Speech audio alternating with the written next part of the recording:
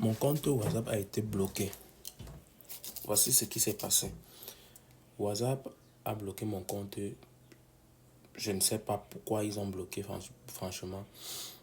Alors, si tu es quelqu'un qui fait les business en ligne, qui fait les business en ligne, donc c'est-à-dire tu vends un service en ligne, tu sais pourquoi, tu sais l'importance que WhatsApp Business a pour ton business. Parce que c'est là-bas que tu reprends, c'est là-bas que tu crées les listes de diffusion, c'est là-bas que tu fais tout. C'est là-bas qu'il y a tes données, c'est là-bas qu'il y a presque la majorité de tes choses. Alors, l'autre jour, je vais entrer dans mon WhatsApp. Mon WhatsApp est bloqué. Tous les clients que j'avais, je n'ai plus un contact avec eux. Je devais alors faire comment? WhatsApp m'envoie mise en examen, votre compte a été bloqué, faites une mise en examen. Je fais la mise en examen, il dit vous ne pouvez plus utiliser ce compte sur WhatsApp Business. C'est là où maintenant je vois que c'est là où l'acteur va mourir dans son film. Qu'est-ce que j'ai alors fait? La chose que je dois dire, c'est qu'il faut toujours avoir un deuxième numéro. Mais moi-même, je ne savais pas cela. Il faut toujours avoir un deuxième numéro qui n'a pas été utilisé sur WhatsApp ou sur autre chose. Donc, j'ai utilisé mon deuxième numéro pour pouvoir activer mon WhatsApp. Quand j'ai activé, ma crainte était que je ne pouvais plus avoir accès aux derniers messages que j'avais avec certains clients ou avoir accès aux différents groupes auxquels j'appartenais.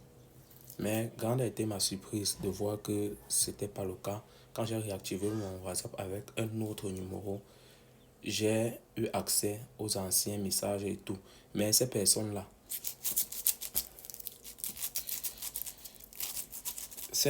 n'avaient pas mon contact, mon nouveau contact. Tout ce que j'ai eu à faire, c'était de leur écrire un à un.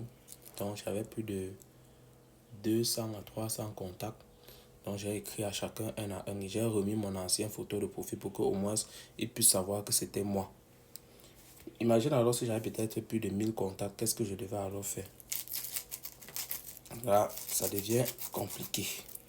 Je dis que si tu fais du business en ligne, il faut toujours écrire tous tes contacts, peut-être créer un fichier, même un fichier Excel, dans lequel tu dois écrire tous tes contacts. Tout.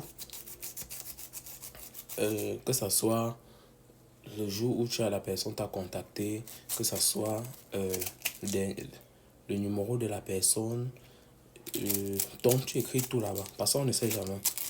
Quand tu utilises un réseau social ou une messagerie que ce n'est pas toi qui as le contrôle, à tout moment, on peut te mettre dans les problèmes. À tout moment, on peut te mettre dans les problèmes. Donc, la leçon là, c'est quoi? C'est que il ne faut jamais mettre ses œufs dans un seul panier. Parce que le plus important pour quelqu'un qui fait du business en ligne, ce sont ses contacts, sa base de données. C'est pas qu'un jour je pouvais parler de base de données. Parce que quand tu perds toute ta base de données, toutes les personnes qui sont susceptibles de te faire les achats, ça devient très très compliqué. Très compliqué. J'espère que cette vidéo t'a apporté quelque chose de nouveau. Et si tu veux ton abonnement Netflix ou si tu veux savoir comment gagner de l'argent avec Netflix, écris-moi. Et si tu as eu ce genre d'expérience, n'hésite pas de le faire en commentaire. C'est acide.